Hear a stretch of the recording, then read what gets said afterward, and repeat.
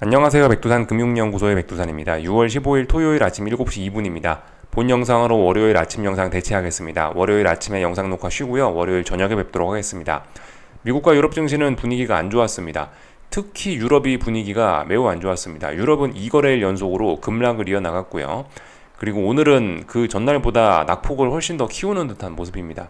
특히 대표적으로 프랑스, 이탈리아가 많이 빠졌습니다.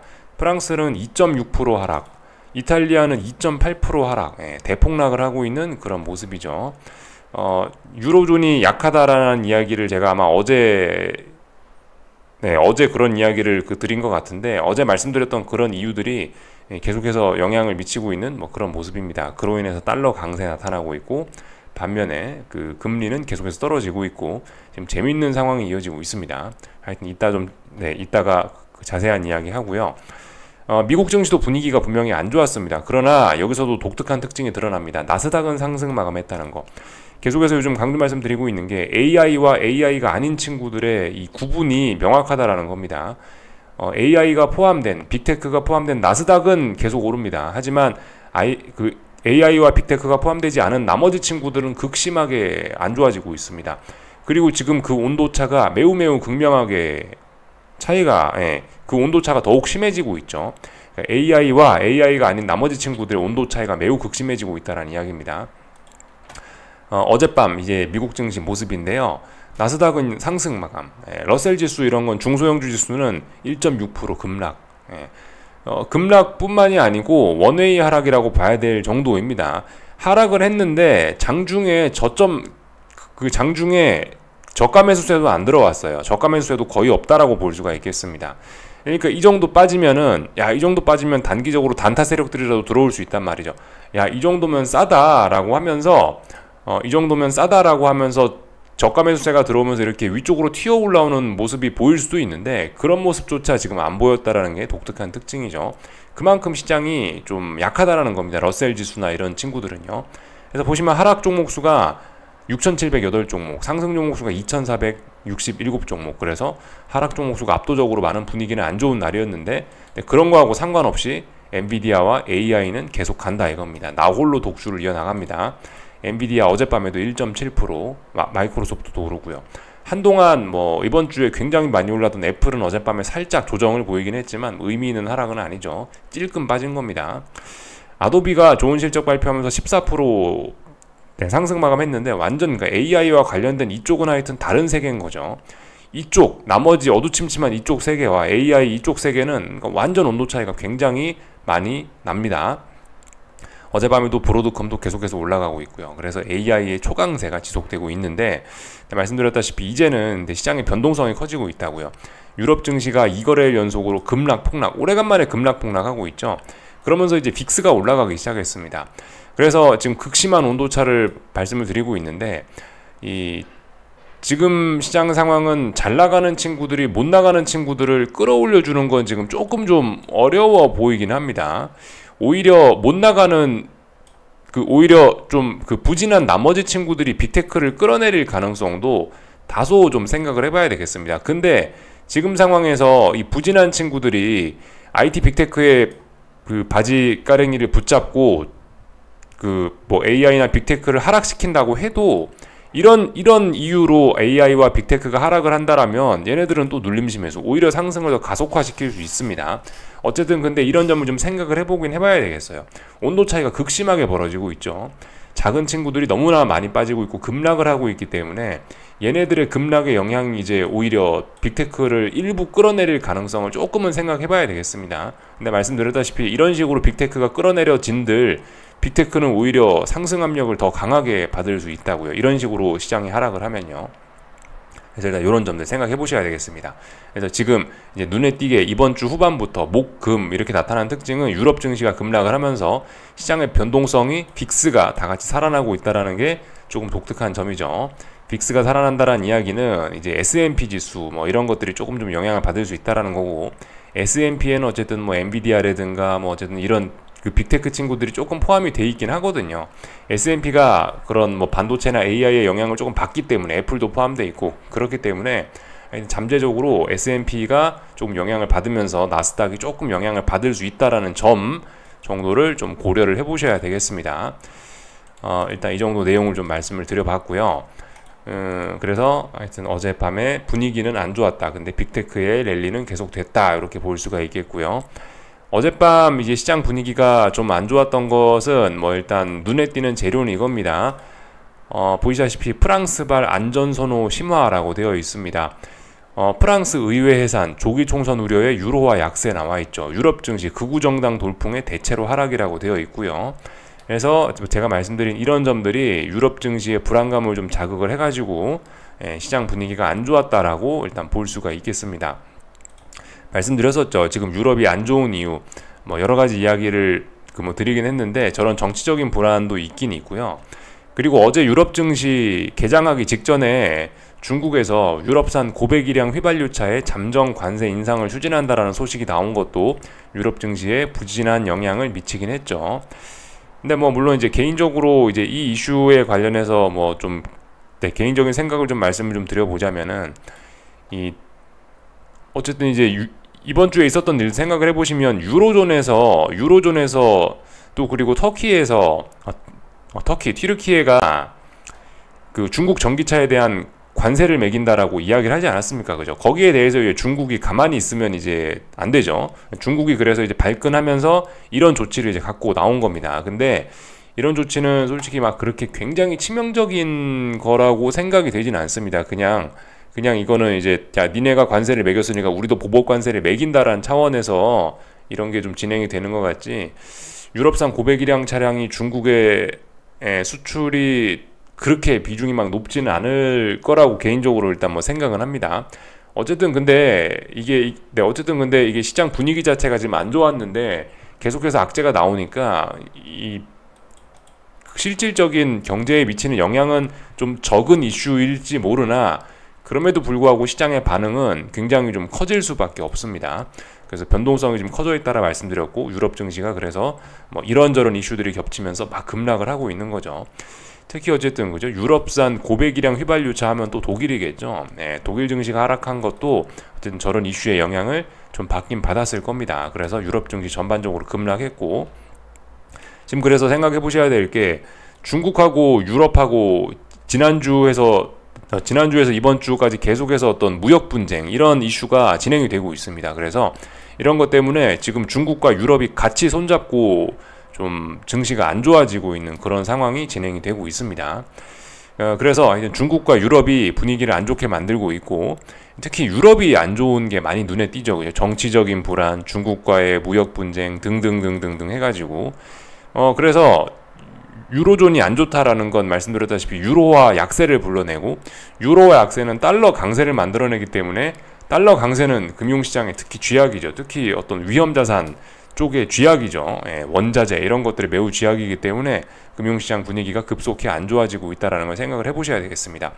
그래서 이제 이번 주에 있었던 일들 좀 잠깐 생각을 해보면은, 이번 주에 CPI 발표되고 FOMC 회의 있었고 PPI 발표되고 다 좋았어요. 그죠? 이 모든 것들이 금리나 기대감을 자극시키는 매우 우호적인 재료로 발표가 됐단 말입니다. 근데 그럼에도 불구하고 AI를 제외한 나머지 친구들은 다 보시면 주식시장 분위기가 안 좋다라는 걸 알 수가 있습니다. 금리나 기대감은 분명 높아진 건 맞거든요. 채권시장의 움직임을 보면요. 장기금리가 떨어지고 단기금리도 떨어지고 이런 모습들이 나타났는데, 근데 그럼에도 불구하고 이런저런 이슈들로 인해서 뭐 달러가 올라가고 이런 것들이 좀 부각이 돼서 그런가 일단 주식시장은 AI를 제외하면 움직임이 오히려 안 좋습니다. 금리나 기대감이 분명히 자극된, 금리나 기대감이 더욱 커진 게 이번 주인데요. 그죠? 이번 주 분명히 금리나 기대감이 작아졌다라고 할 수는 없을 겁니다. 여러 가지 좋은 재료가 나왔기 때문에 금리나 기대감이 커졌는데, 그럼에도 불구하고 주식시장이 부진한 모습을 보이고 있다라는 거는 조금 왜 그럴까, 이런 부분에 대해서 좀 생각을 해볼 필요가 있을 것 같긴 합니다. 개인적으로는 어떤 경제에 대한, 미국 경제에 대한 자신감이 조금씩 떨어지고 있어서 이런 게 아닌가라는 생각도 조금 있긴 있어요. 물론 이제 대놓고 지금 미국 경제가 안 좋다라는 뭐 그런 지표가 막 대놓고 막 엄청나게 심각한 게 나온 건 아닙니다.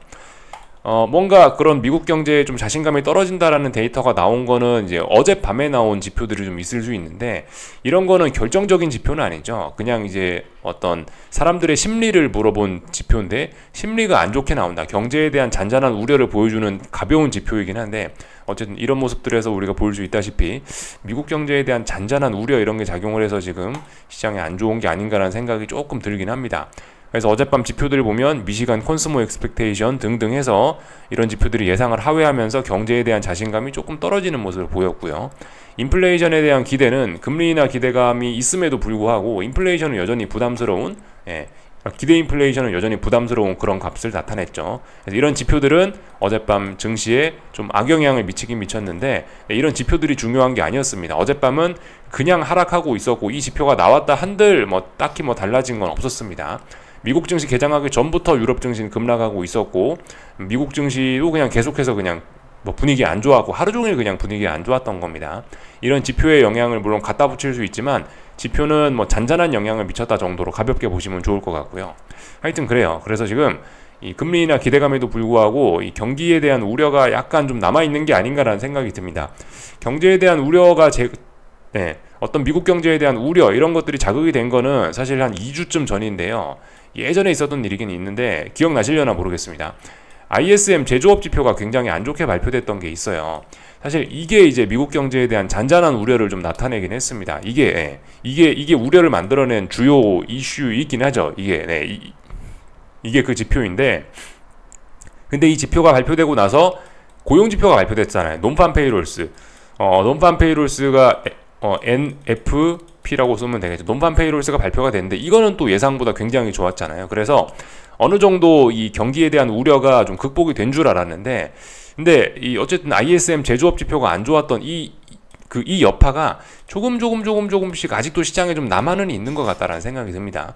그래서 결과적으로 이게 여러 가지 지금 금리 인하 기대감, 분명히 시장이 우호적인 재료임에도 불구하고 지금 AI를 제외한 나머지 친구들은 이런 거에 대한 반응을 지금 안 보이고 있으니까, 그래서 경기에 대한 우려가 잔잔하게 있나 보다라고 이렇게 생각을 좀 해봤습니다.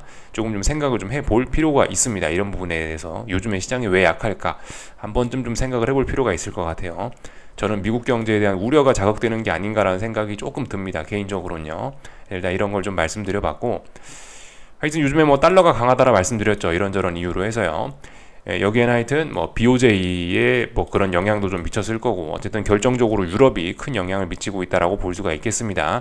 그래서 그래서 지금 잘 봐야 되는 게 엔화 환율, 원달러 환율, 이런 특히 아시아 주요국들의 환율을 잘 보셔야 되겠습니다. 얘네가 레벨업 되면서 이 금융시장에 큰 부담을 줄 가능성이 있다. 엎친 데 덮친 격이 될 수 있다. 이겁니다. 좀 전반적인 내용들을 좀 말씀을 드려봤습니다. 그래서 그죠? 이슈까지 이런 것까지 싹 다 점검했죠.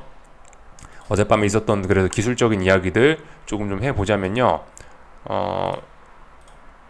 나스닥 잘 올라가고 있죠. 이건 드릴 이야기가 없습니다. 그냥 잘 올라가고 있습니다. 그래서 이거는 그냥 당연히 나스닥 하방 이런 걸 일단 보면 안 되겠죠. 볼린저 밴드 5일선, 그 5일선이 아니고 볼린저 밴드 상단을 타고 올라가고 있습니다. 이러면 굉장히 많이 오를 수 있습니다. 다음 주에도 급등 랠리는 더 이어질 수도 있어요. 좀 하여튼 이런 부분들 잘 보셔야 되겠습니다. 반면에 러셀 지수는 어때요? 분위기가 안 좋죠. 그냥 말씀드렸다시피 그냥 기존 추세 그대로라고요. FOMC로 인해서 상승 전환 시도를 했지만 결과적으로 그냥 FOMC 내용 아무것도 없었다라고 말씀드렸죠. 그러니까 그냥 제 갈 길 간 겁니다. 반등식 매도 전략. 오히려 FOMC 회의 때문에 이 급등했던 점이 오히려 지금 하락을 더 부추기고 있는 그런 걸 수도 있습니다. 그래서 요즘에 보시면 이 최근 몇 거래일 동안 거래량이 굉장히 많이 급등하고 있고 변동성이 확대가 좀 되고 있죠. 연속적인 급락 가능성도 좀 열어놔야 되겠습니다. 그래서 러셀 지수의 모습은 이런 식으로 지금 3중 고점형 확인되면서 잘 빠지고 있는 그런 모습이죠. 그러니까 금리 인하 기대감이고 뭐고 상관이 없다는 거예요. 그냥 그럼에도 불구하고 그냥 계속 빠지는 겁니다. S&P도 하여튼 근데 잘 올라가고 있죠. S&P도 AI의 영향을 좀 받기 때문에 잘 올라가고 있다라고 보실 수가 있겠습니다. 근데 이제 이쯤에서 이제 생각을 해봐야 되는 게 변동성 지수가 좀 많이 움직이고 있다고요. 변동성이 쉽게 죽지 않습니다. 변동성 지수가 지난번에 한번 꿈틀했던 그 자리, 여기서 또 다시 양봉이 나오면서 꿈틀하고 있잖아요. 그러니까 이 중소형주 지수들의 부진한 점이 이런 식으로 이제 대형주에도 좀 영향을 미칠 수 있게 되는 겁니다. 어젯밤 빅스가 튀어 오를 수밖에 없는 자리에서 튀어 올랐습니다. 중요한 자리에서. 그러니까 다음 주 조금 좀 더 안 좋을 가능성은 좀 있긴 있습니다. 이런 점 좀 주의를 해야 되겠습니다. 근데 재밌는 건 아직도 나스닥은 굉장히 강하다라는 겁니다. 그래서 일단 S&P는 조금 부진할 것 같다. 근데 나스닥은 계속 강할 거다. 참 그죠? 약간 좀 하여튼 지금 갸우뚱한 뭐 그런 시기입니다. 어쨌든 나스닥 하방 베팅을 할 수 없습니다. 그죠? 네. 러셀은 분명히 약한 거고요. 이런 모습들을 좀 확인을 했고, 유럽 증시 좀 모습 보자면 이런 모습입니다. 독일 지수인데 이렇게 됐죠. 이걸 쌍고점이라고 할 수는 없습니다, 여러분들.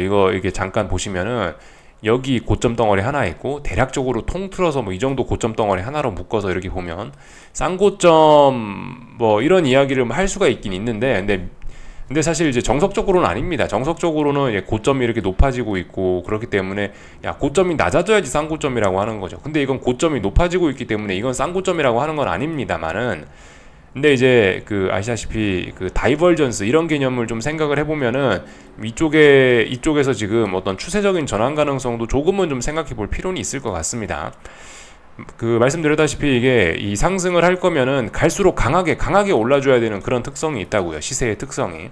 근데 지금 보시면 여기서 이 자리 조정 나오고 나서 올랐는데 찔끔 오르고 나서 지금 다시 하락을 하는 겁니다. 그러니까 이런 부분 같은 경우는 이 고점은 높아졌을 수 있으나 실질적인 상승으로서의 의미는 좀 제한적으로 봐야 되는 다이버전스의 가능성을 좀 봐야 될 것 같고요. 그렇다면 이런 거는 어떤 급격한 전환 가능성도 좀 열어는 놓고 봐야 될 필요가 있겠습니다. 물론 근데 아직은 정석적인 관점에선 뭐죠? 고점과 고점이 높아지고 저점과 저점도 잘 높아지고 뭐 이런 모습이고, 큰 상승 추세 중에 이런 하락은 맨 처음엔 일단 눌림시 매수로 접근하는 게 맞습니다.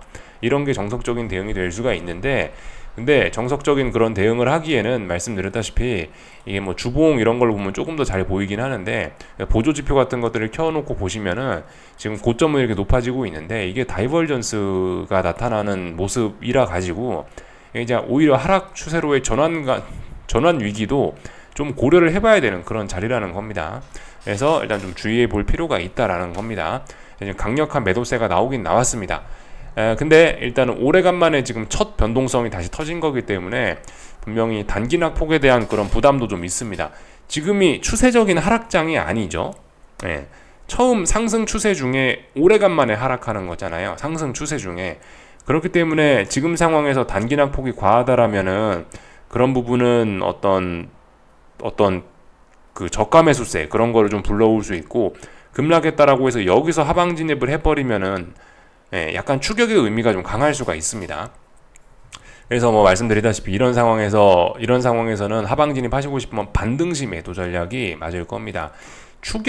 하방 추격은 어떤 뭐 추세적인 하락장에서나 아니면 막 빅스가 막 30, 40에서 놀고 있을 때 그런 때는 이제 추격을 해도 먹을 게 있고 좀 덜 위험할 수 있는데, 솔직히 지금 상황은 이제서야 좀 시장이 하락을 하나?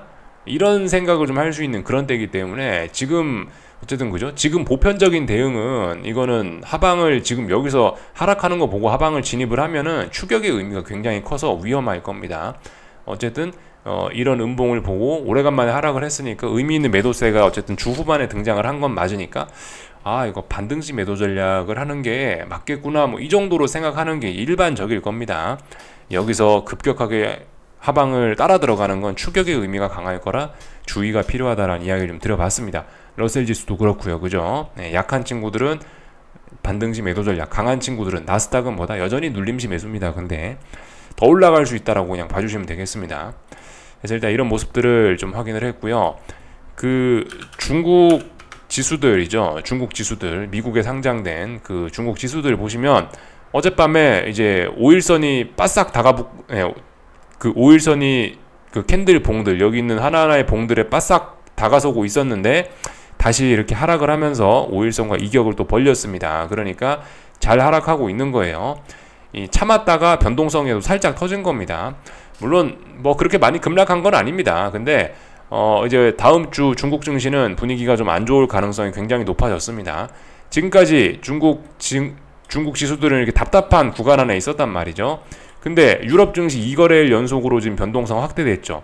얘도 이제 변동성이 확대될 가능성, 월요일부터 좀 급락 가능성 있습니다. 중국 증시 주의해야 됩니다. 전 그래서 요날 반등시 매도 전략으로, 그죠? 윗꼬리 잡고 여기서 이제 하방 베팅을 했죠. 그래서 일단 수익을 누적시키면서 끌고 오고 있습니다. 다행히 어떤 새로운 하락이 시작되는 첫 번째 자리에서 일단 잘 잡긴 한 것 같아요. 하여튼 그래서 일단 그렇게 해서 중국 증시 하방을 끌고 가고 있습니다. 중국 증시 여기서 오랫동안 방향성에 대한 고민을 했는데 결과적으로 아래쪽으로 가려고 아래쪽으로 방향을 일단 정하는 모습이고, 이렇게 됐으면은 하락에 대한 목표치는 일단 뭐 여기 살짝 어떤 지지선이 있습니다. 살짝 일단 여기, 그리고 조금 좀 멀리 보면 여기 정도까지, 여기 이 자리죠. 이 자리까지 하락의 목표치가 열려 있습니다. 그래서 많이 빠질 수 있습니다. 조금 좀 주의해야 될 필요가 있겠다 말씀을 드렸습니다. 중국 증시가 하락을 하는 거는 뭐 유럽과의 무역 분쟁 뭐 이런 것들이 있을 수 있고요. 그죠? 하여튼 또 그리고 미국의 뭐 중국 견제 뭐 그런 것들의 영향 있을 수 있죠. 그죠? 그런 것들 생각해 보셔야 되겠고, 또 그리고 그 환율의 영향 이런 것도 있을 수 있습니다. 어젯밤엔 다행히 뭐 괜찮았는데 얘가 이제 전고점을 돌파한착하려고 하고 있죠. 위안화입니다. 위안화가 돌파한착하려고 하는 모습, 이런 거 주의해야 됩니다. 얘가 레벨업하면 중국 증시가 좀 많이 빠질 수가 있죠. 그래서 지금 이런 점들을 좀 주의해야 된다라 말씀을 드렸습니다. 전반적인 내용들을 좀 봤고요. 이제 금리하고 달러 좀 살펴보겠습니다. 지금 환율 봤으니까 저 달러 먼저 볼게요. 어젯밤 올랐죠. 달러가 어젯밤 올라가는 거는 뭐 유로존이 그래서 그런 것도 있지만 약간 뭐 안전자산 선호 이런 것도 잔잔하게 좀 있긴 있더라고요. 그런 걸로 인해서 하여튼 달러가 올랐습니다. 장막판에 물론 조금 윗꼬리가 달리긴 했으나 지금 분명히 이런 현상을 알아두셔야 됩니다. 지금 분명히 달러는 강하고요. 금리는 떨어지고 있습니다. 이게 지금 따로 가는 이유는 유로존이 맛이 가서 그런 거죠. 금리는 계속해서 금리 인하 기대감이 있는 거예요. 달러가 올라간다고 금리 인하 기대감이 없는 건 아닙니다. 금리 인하 기대감은 있는데 근데 유로존이 워낙 지금 부진해가지고 달러가 잘 나가는 겁니다. 그래서 이런 점은 미국을 제외한 나머지 증시에 굉장히 큰 악영향을 미칠 수 있죠. 심지어 달러 강세가 너무 심하면 미국에도 악영향 미칠 수 있긴 합니다. 그래서 어젯밤에는 뭐 일단 다행히 엔화가 윗꼬리를 달고 적당히 밀려줬는데요. 여전히 이 엔화의 상승 시도가 끝난 게 아닙니다. 그렇기 때문에 주의해야 됩니다.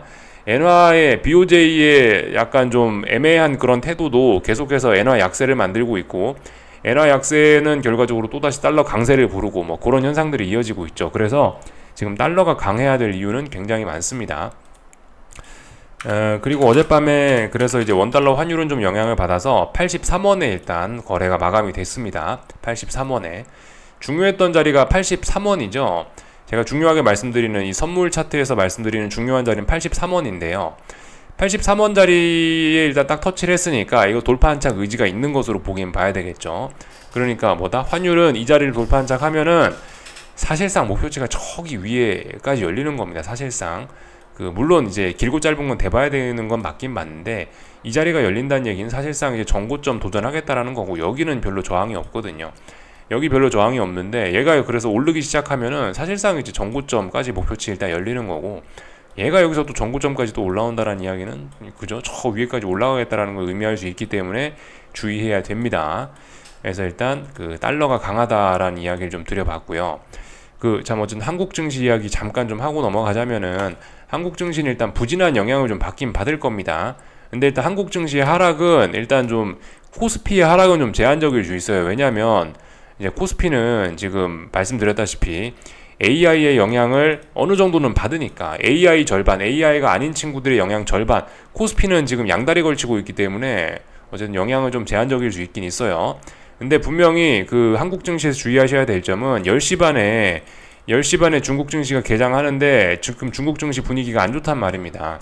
장 초반에는 중국 증시도 안 열려 있으니까 AI가 강하니까 삼성전자, 하이닉스 모르는 척하고 올라가면서 코스피가 강할 수도 있는데, 항상 10시 반 이후 중국 증시 개장한 이후가 좀 문제가 될 수가 있습니다. 중국 증시 개장한 이후에는 이제 AI를 제외한 나머지 친구들이 좀 하락을 할 위험성이 좀 있긴 있어서 이런 점 주의하셔야 되겠죠. 코스피는 어쨌든 아직까지 강해서 아직까지 네, 굉장히 강하기 때문에 하방 베팅의 그런 구체적인 근거 이런 건 없습니다. 근데 말씀드렸다시피 반등시 매도 전략 자체는 일단 계속 유효하다라고 일단 말씀드리고 있고, 코스닥은 그냥 대놓고 반등시 매도 전략 하면 되죠. 네. 이렇게 일단 말씀드리고 가볍게 넘어가겠습니다. 금리를 좀 살펴보고 마치면 될 것 같아요. 금리입니다. 10년물 국채금리 잘 떨어지고 있습니다. 근데 이제 이쯤에서 오래간만에 좀 점검을 해볼 게 있다면은, 아이고, 2년물 금리인데요. 단기 금리인데, 단기 금리도 떨어지고 있습니다. 근데 보시면 단기 금리가 좀 찔찔찔찔 떨어지고 있습니다. 그 단기 금리가 찔찔찔찔 좀 잘 안 떨어지는 거는 FOMC 회의에서 점도표에서 연내 1회 금리나만 언급하는 등 어쨌든 통화정책을 결정하는 연준 사람들은 별로 그렇게 급하게 금리 인하하겠다는 의지가 잘 안 보였잖아요. 그래서 그런 것 같아요. 그래서 단기 금리는 계속해서 좀 높은 고공행진을 하고 있다라고 보여집니다. 상대적으로 장기 금리에 비해서 낙폭이 좀 적습니다. 그래서 지금 이제 장단기 금리 차를 좀 잠깐 살펴보게 되면은, 장단기 금리 차는 오히려 역전이 심화가 되는 모습이에요. 잠깐만요. 여기 한번 좀 입력을 해서 보겠습니다. 오래간만에. 장단기 금리 10년 2년물인데 보시면 장단기 금리 차가 계속해서 역전이 심화가 되고 있습니다. 근데 아무튼 이런 현상이 계속 지속되기는 좀 어려울 것 같긴 한데요. 하여튼 연준이 원하는 거는 장단기 금리 정상화입니다. 10년물 금리가 떨어지고 2년물 금리는 계속 위에 머물면서 장단기 금리 차가 정상화가 되는 불 스팁을 원하고 있는데, 지금 이런 모습은 그런 건 아니긴 하죠. 하여튼 10년물 국채 금리가 훨씬 맞긴 맞네요. 불 스팁이 맞긴 맞네요. 연준이 원하는 그림이긴 하죠. 그죠? 장기물 금리가 많이 떨어지면서. 근데 어쨌든 단기물 금리에 근데 단기물 금리는 계속해서 긴축적이어야 되냐. 단기물 금리까지 같이 떨어지면서 오히려 어쨌든 장단기 금리 차는 역전이 심화가 되고 있기 때문에 연준이 원하는 그런 100점짜리 그림은 일단 잘 나오지는 않는 모습. 그죠? 말이 약간 좀 헷갈렸었어요. 단기 금리는 계속해서 좀 고공행진하고, 장기 금리만 좀, 시중 금리만 좀 떨어지면서 장단기 금리 차가 이렇게 정상화가 되는 거를 연준이 바라고 있었죠. 이게 이제 뭐 불스팁의 전형적인 모습인데, 지금 불스팁의 전형적인 모습이 아니고 어떤 투기성 이런 거에 의해서 이 10년물 금리, 장기물 금리가 급격하게 떨어지면서 지금 오히려 장단기 금리 차 역전이 심화가 되는 그런 좀 깝깝한 모습이 또 등장을 하고 있습니다. 채권 시장 모습이 그래서 정말 참 재밌습니다. 근데 어쨌든 아직까지는 답답한 구간이라고 그냥 봐주시면 될 것 같습니다. 그래서 어쨌든 이쯤에서 한번 우리가 좀 그 생각을 해봐야 되는 거는, 금리나 기대감이 있긴 있는데 정작 2년물은 어쨌든 잘 안 움직이고 있다. 2년물 금리는 뭐 생각보다 좀 고공행진을 하고 있다라는 겁니다. 2년물 금리는 잘 안 떨어진다라는 거예요. 그래서 약간 반쪽짜리 뭐 그렇게 좀 생각을 하는 게 맞지 않겠나 싶습니다. 반쪽짜리 금리나 기대감. 그래서 시장이 지금 줄줄줄 흘러내리는 걸지도 모르겠다라는 생각이 좀 들긴 하네요. 그래서 전반적인 내용들 쭉 한번 살펴봤고요. 어젯밤에는 그 살짝 안전자산 선호 이런 것도 있었습니다. 그래가지고 뭐 금값도 조금 올라가고 이런 모습들이 나타났죠. 뭔가 지정학적 리스크 뭐가 있었나. 하여튼 국제유가가 뭐 조금 반등을 하는 모습이 있네요. 하여튼 이런 모습들이 있었습니다. 그래서 하여튼 월요일날 뭐 중국 증시 이런 것 때문에 한국 증시 영향받을 것도 조금 좀 주의할 필요가 있겠다 말씀드리고 마치겠습니다. 궁금한 거 리플 남겨주시고요. 월요일 저녁에 뵙도록 하겠습니다.